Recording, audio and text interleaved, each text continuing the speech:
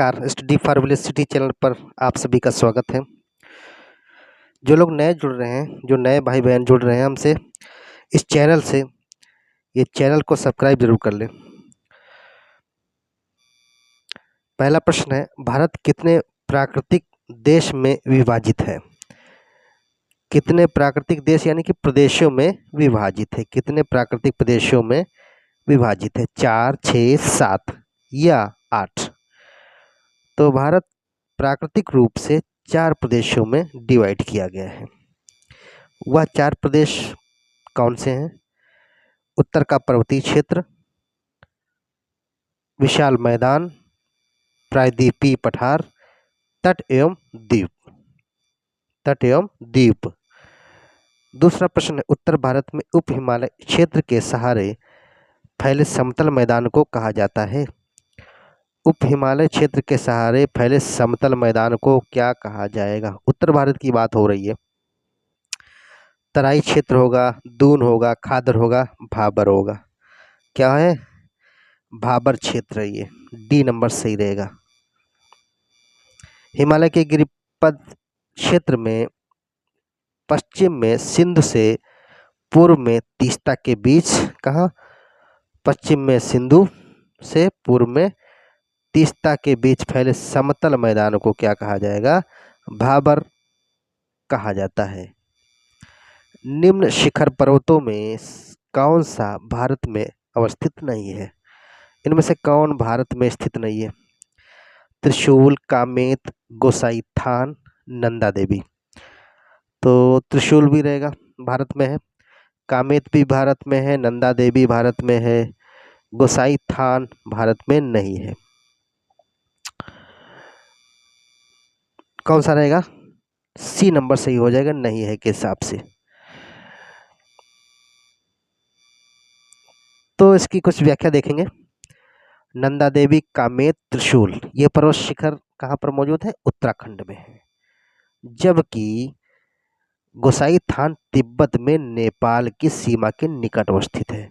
गोसाईथान कहाँ का है? तिब्बत का है, नेपाल की सीमा के निकट। निम्न युग्मों में से किसका सुमेल नहीं है? कौन सा सुमेलित नहीं है? ये दर्रे हैं, इधर प्रदेश है। बॉमडिला दर्रा अरुणाचल प्रदेश बताएगा, भोरघाट हिमाचल प्रदेश, नाथुला सिक्किम, पालघाट केरल। कौन सा इनमें सही सुमेलित नहीं है? बॉमडिला अरुणाचल प्रदेश में है, नाथुला सिक्किम में है, पालघाट केरल में है, जबकि भोरघाट कहाँ पर है? चौथा प्रश्न है, ये हिमाचल प्रदेश में नहीं है। भोरघाट हिमाचल प्रदेश में होकर कहाँ? महाराष्ट्र में है। भोरघाट कहाँ है? महाराष्ट्र रहेगा। अब पालघाट कहाँ है? केरल रहेगा। जो भोरघाट महाराष्ट्र में स्थित है, इस दर्रे से होकर मुंबई पुणे हाईवे एवं रेल मार्ग गुजरता है। यह करजत एवं खांडला के बीच स्थित है। कहाँ? करजत एवं खांडला के बीच स्थित है। सरहुल त्योहार कौन सी जनजाति मनाते हैं? कौन त्योहार? सरहुल त्योहार कौन सी जनजाति द्वारा मनाया जाता है? उराव, कमार, बैगा, गोंड। तो उराव जनजाति है, जो शेड्यूल ट्राइब्स हैं, इनके द्वारा सरहुल त्योहार मनाया जाता है। ए नंबर सही हो गया। सरहुल त्योहार झारखंड के उराव, मुंडा, हो जनजाति। कौन हो गया? उराव, मुंडा और हो, ये जनजातियां हैं, सरहुल त्योहार को बड़े पैमाने पर मनाती हैं। प्रत्येक दिवस हिंदू कैलेंडर के प्रथम माह चैत्र में मनाया जाता है। सरहुल त्योहार से तात्पर्य है वृक्षों की पूजा, जनजातियों की प्रकृति की समीपता को प्रकट करता है। काठी है क्या है? जाति है, जनजाति है, काष्ठ शिल्प है या लोक नृत्य है? काठी क्या है? भाई काठी जो है लोक नृत्य है। क्या है? लोक नृत्य है। नृत्य है।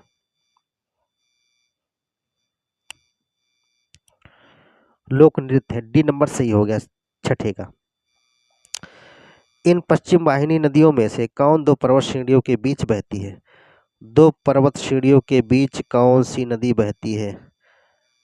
पश्चिम वाहिनी नदियां हैं शरावती, नर्मदा, माही, साबरमती। कौन सी नदी है? भाई नर्मदा रहेगी, घाटी से होकर के बहती है। नर्मदा नदी किससे बीच में? सतपुड़ा और विंध्य पर्वत के बीच बहती है। सतपुड़ा और विंध्याचल पर्वत के मध्य में नर्मदा नदी बहती है। निम्न नदियों पर विचार करना है। वंशधारा, इंद्रावती, प्रणहिता, पेन्नार। उपरोक्त में से कौन सी गोदावरी की सहायक नदियां हैं? किसकी सहायक नदियां? गोदावरी की सहायक नदियों की बात कही जा रही है। और नदियां कितनी हैं? 4 नदियां दी हैं। इनमें से कौन सी गोदावरी की सहायक नदियां हैं? तो गोदावरी की बात है। गोदावरी की बात हो रही है। इंद्रावती रहेगी, प्रणहिता रहेगी। 2-3 कहीं है? 2-3 डी नंबर सही रहेगा। गोदावरी की सहायक नदियों में कौन सी गोदावरी की सहायक नदियां हैं? प्राणहिता हो गई, वेनगंगा हो गई, मानेर हो गई, इंद्रावती, सबरी, मंजीरा, पूर्णा, प्रवरा, दूधना। ये सभी किसकी? गोदावरी की सहायक नदियां हैं। फिर से देख ले गोदावरी की सहायक नदियां। प्राणहिता, वेनगंगा, मानेर, इंद्रावती, सबरी, मंजीरा, पूर्णा, प्रवरा, दूधना। ये सभी गोदावरी की सहायक नदियां हैं। जबकि पेन्नार एंड वंशधारा नदियां प्रायद्वीपीय भारत की नदियां हैं। इंडियन पेनिनसुलर रीजन की नदियां हैं पेन्नार एंड वंशधारा। चित्रकूट जलप्रपात निम्न में से किस नदी पर है? चित्रकूट जलप्रपात, ये कई बार प्रश्न आ भी चुका है, ऊपर के भी प्रश्न रिपीटेड हैं, लेकिन हर एक प्रश्न कुछ अलग हटके जरूर मिलेगा। यमुना नदी पर है, नर्मदा नदी पर है, इंद्रावती नदी पर है, या मंदाकिनी नदी पर है चित्रकूट जलप्रपात? तो इंद्रावती नदी पर है। इंद्रावती नदी पर चित्रकूट जलप्रपात मौजूद है। लेकिन कहाँ है? चित्रकूट जलप्रपात छत्तीसगढ़ राज्य में है। चित्रकूट वह ना समझा जाए जो यूपी और मध्य प्रदेश के बॉर्डर पे है। छत्तीसगढ़ राज्य के बस्तर जिले में चित्रकूट जलप्रपात मौजूद है। इंद्रावती नदी पर अवस्थित है। ये इसकी ऊंचाई 90 फीट है। भारत का नियाग्रा प्रपात के रूप में जाना जाता है। चित्रकूट जलप्रपात को भारत के नियाग्रा फॉल के रूप में पहचाना जाता है। निम्न में से कौन सा एक सबसे सूखा स्थान है? नीचे कुछ सूखे स्थान दिए, इनमें से कौन सा सबसे ज्यादा सूखा स्थान है इनके अनुसार? लेह, बेंगलुरु, दिल्ली, मुंबई। लेह ही होना चाहिए। लेह भारत में सबसे कम वर्षा वाला क्षेत्र है, यह भारत का सबसे शुष्क स्थल है, ठंडा प्रदेश भी है। निम्न राज्यों में किसमें सर्वाधिक प्राकृतिक आपदाएं आती हैं? सर्वाधिक प्राकृतिक आपदाएं किस राज्य में रहेंगी? आंध्र प्रदेश में, उड़ीसा, बिहार, गुजरात। किसमें नेचुरल डिजास्टर्स सबसे ज्यादा आती हैं? तो उड़ीसा में रहेंगी। कहाँ रहेंगी? उड़ीसा में।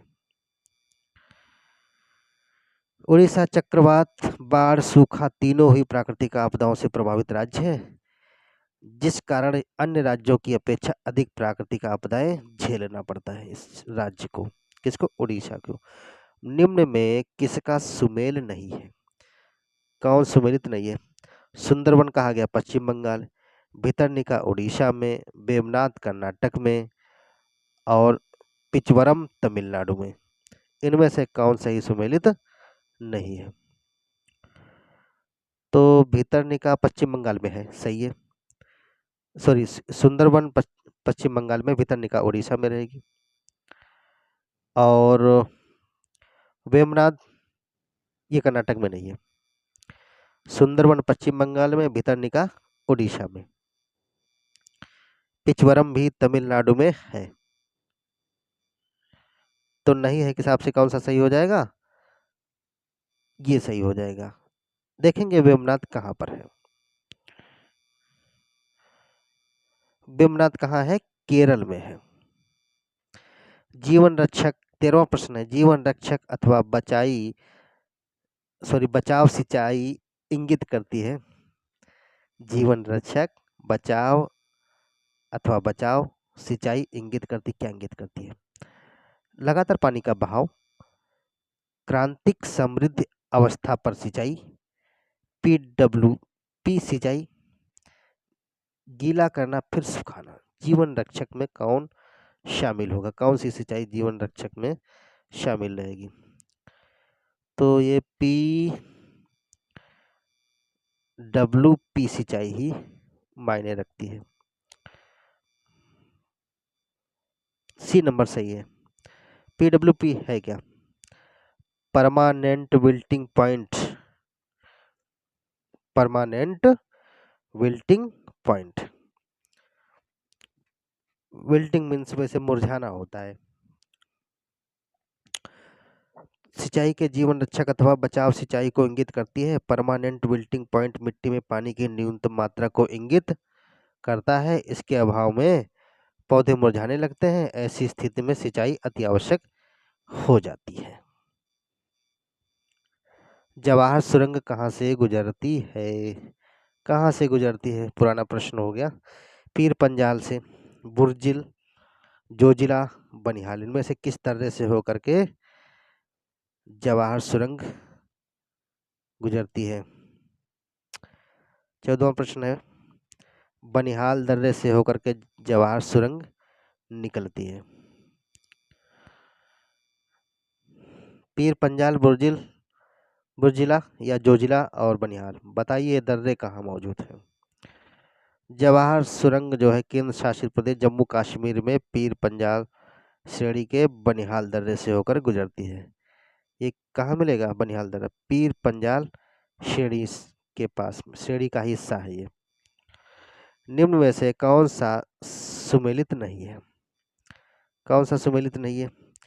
जैसलमेर कहा गया झीलों का नगर कहा जाता है, कोलकाता आनंद का नगर कहा गया, उज्जैन महाकाल का नगर, और जयपुर गुलाबी नगर। कौन इनमें से सही सुमेलित नहीं है? कोलकाता आनंद का नगर है, उज्जैन महाकाल का नगर है, और जयपुर नीचे लिखा था, जयपुर पिंक सिटी है, ठीक है, गुलाबी शहर। जैसलमेर झीलों का नगर नहीं है। 15वां प्रश्न है ये। तो नहीं है के हिसाब से ए सही हो जाएगा। और झीलों का नगर कौन सा है भाई? उदयपुर को झीलों का नगर कहा जाता है। राजस्थान का उदयपुर झीलों का नगर कहा जाता है। निम्न में से कौन से क्रियाशील ज्वालामुखी हैं? एक्टिव वल्केनो कौन है इनमें से? अकांकागुआ, एटना, किलिमंजारो या वेसुवियस, इनमें से कौन सा क्रियाशील ज्वालामुखी है? कौन से होंगे? एटना है, एक्टिव है इस समय, और वेसुवियस। 2 और 4, डी नंबर सही रहेगा 16वां का। तो एक्टिव वल्केनो कौन से इसमें? माउंट एटना, एटना वल्केनो और वेसुवियस। किलिमंजारो तंजानिया में स्थित है। कहाँ है? तंजानिया में स्थित है। डॉर्मेंट वल्केनो है, सुप्त अवस्था में चला गया। अकांकागुआ दक्षिण अमेरिका महाद्वीप का है, पर्वत है, शिखर है। दक्षिण अमेरिका महाद्वीप का उच्चतम पर्वत है, शिखर है। जबकि एटना, सिसिली, सुवियस नेपल्स दोनों इटली में स्थित सक्रिय ज्वालामुखी हैं। निम्न में से कौन सही सुमेलित नहीं है? कौन इनमें से सही सुमेलित नहीं है? ये अंग, राज्य की बात हो रही है, पुराने जो महाजनपद है उनकी बात हो रही है। अंग चंपा, कौशल अहिच्छत्र, वत्स कौशाम्बी, मत्स्य विराटनगर। इनमें से कौन सही सुमेलित नहीं है? सॉरी 17। अंग चंपा कहा जाता है, ठीक है, चंपा में रहेगा। कौशल अहिच्छत्र नहीं, गलत है। वत्स कौशाम्बी है, मत्स्य विराटनगर है। 17 का कौन सा? बी सही हो गया।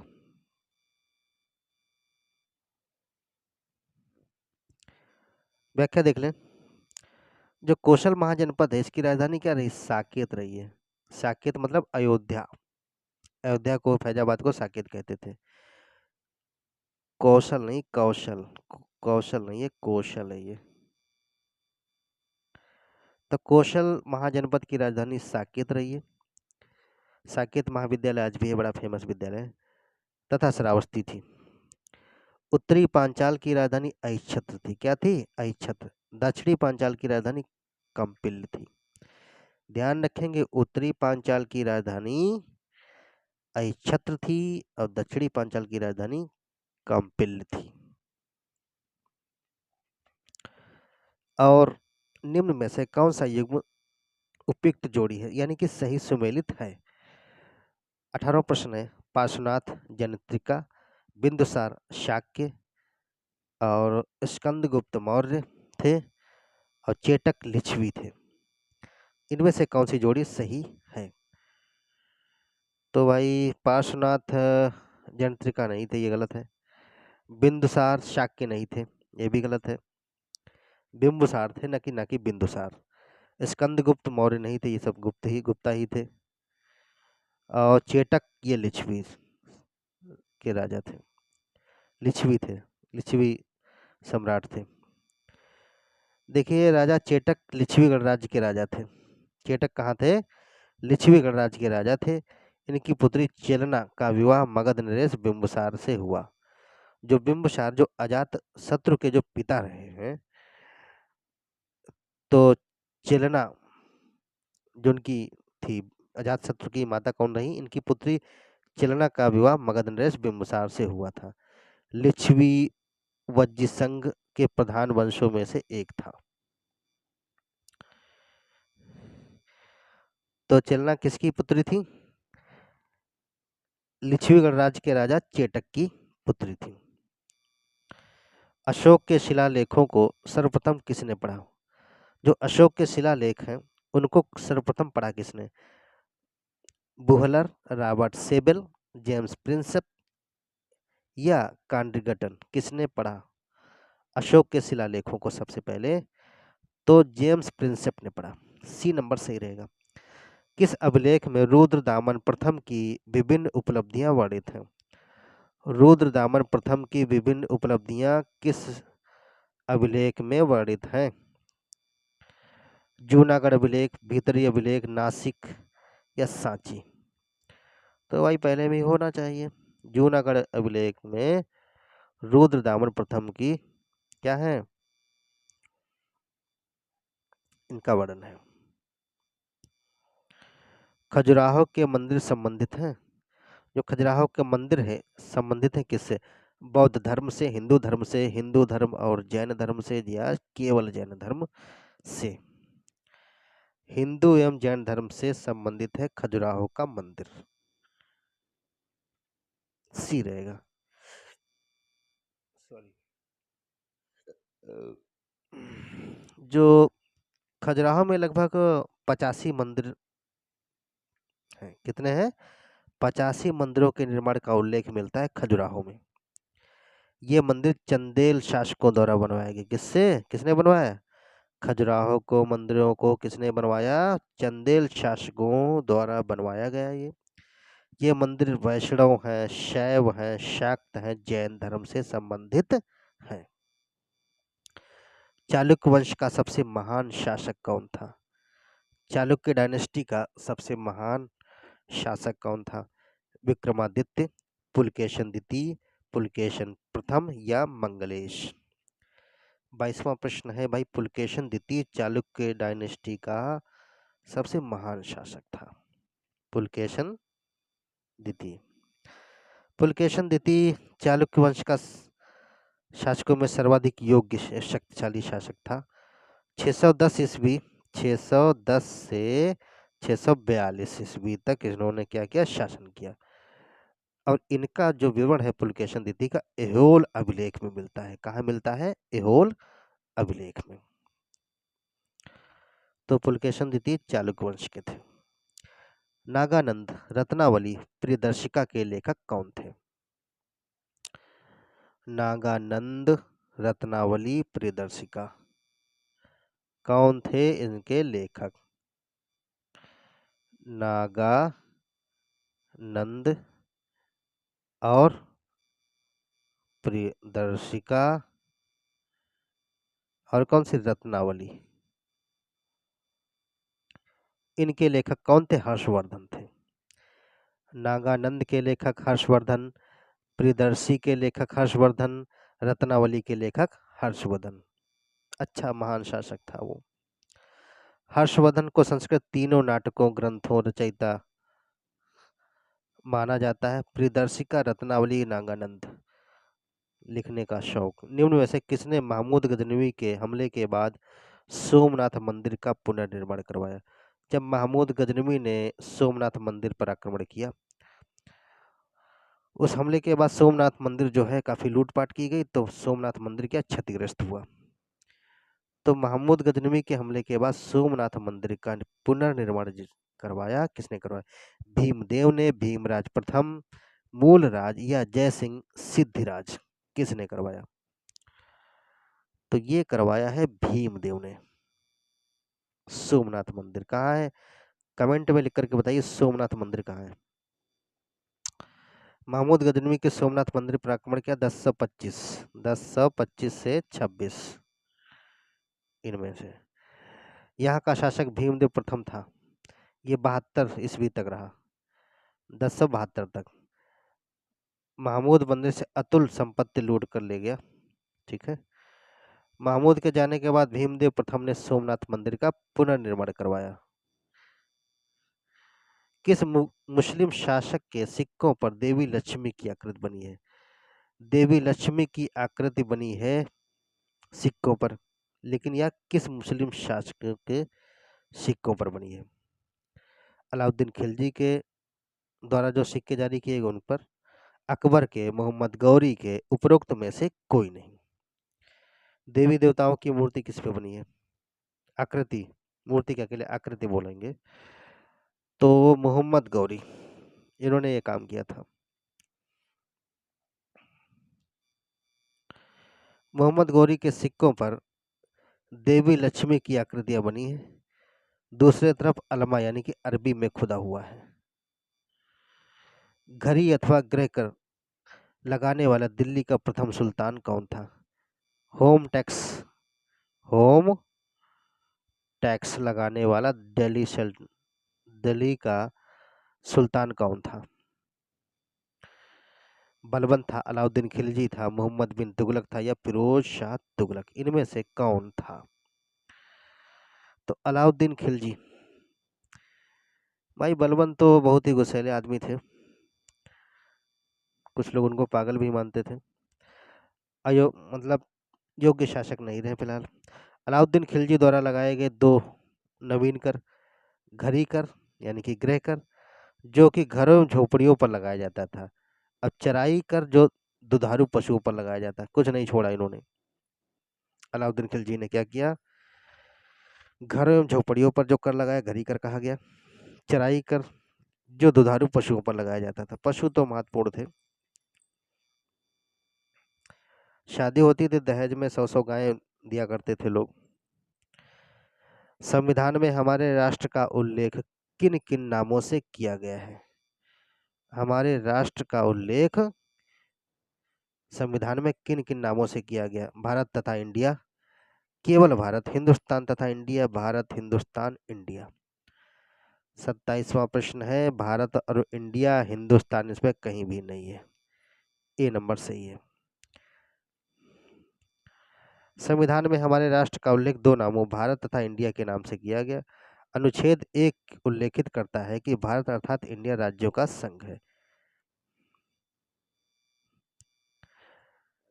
निम्न में से कौन अपने पद की शपथ नहीं लेता? अपने पद की शपथ कौन नहीं लेता भाई? राष्ट्रपति, उपराष्ट्रपति, स्पीकर या प्रधानमंत्री? तो स्पीकर जो है वो अपने पद की शपथ नहीं लेते। निम्न में से राष्ट्रपति की नियुक्ति करता है कौन करेगा राष्ट्रपति की नियुक्ति? सरल प्रश्न है। भारत का, अच्छा हाँ, इनमें से किसकी नियुक्ति राष्ट्रपति के द्वारा होगी? किसके द्वारा होगी? राष्ट्रपति किसकी नियुक्ति करता है? भारत का महान्यायवादी means attorney general of India, नियंत्रक एवं महालेखा परीक्षक का एक राज्य का राज्यपाल, या उपरोक्त सभी? किसकी नियुक्ति करेगा? राष्ट्रपति के द्वारा की जाएगी। महामहिम राष्ट्रपति के द्वारा किसकी नियुक्ति होगी?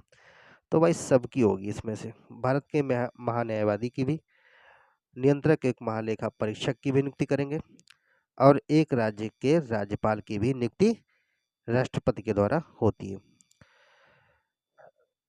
राष्ट्रपति संविधान के अनुच्छेद 76 के अनुसार भारत के महान्यायवादी, अनुच्छेद 148 के अनुसार नियंत्रक महालेखा परीक्षक, अनुच्छेद 155 के अनुसार राज्यों के राज्यपाल। फिर से देख लें, जो महान्यायवादी हैं अनुच्छेद 76 के अंतर्गत, और नियंत्रक एवं महालेखा परीक्षक 148 अनुच्छेद के अंतर्गत, 155 के अंतर्गत राज्यपाल के। 76 महान्यायवादी, 148 कैग, 155 गवर्नर। इन अनुच्छेदों के अंतर्गत राष्ट्रपति नियुक्त करेंगे इन लोगों को। भारत के प्रथम विधि अधिकारी के रूप में कौन जाना जाता है? रिपीटेड प्रश्न है। भारत के प्रथम विधि अधिकारी के रूप में किसे जाना जाता है? भारत का मुख्य न्यायाधीश, भारत का महानियंत्रक, भारत का महान्यायवादी, विधि सचिव। सी नंबर रहेगा। भारत का महान्यायवादी है जो भारत का प्रथम विधि का अधिकारी के रूप में जाना जाता है। तो ये 30 महत्वपूर्ण प्रश्न थे भाई। व्याख्या देख लें। अनुच्छेद 76 के अंतर्गत महान्यायवादी means attorney general of India को कानूनी विषयों पर परामर्श देता है। किसको देता है? भारत सरकार को देगा। यह भारत सरकार का प्रथम विधि अधिकारी होता है जो राष्ट्रपति के द्वारा नियुक्त किया जाता है। उपराष्ट्रपति के प्रसाद पर्यंत, राष्ट्रपति के प्रसाद पर्यंत अपना पद धारण करता है। 30 प्रश्न थे। चैनल को सब्सक्राइब कर ले, लाइक शेयर करें। Thank you.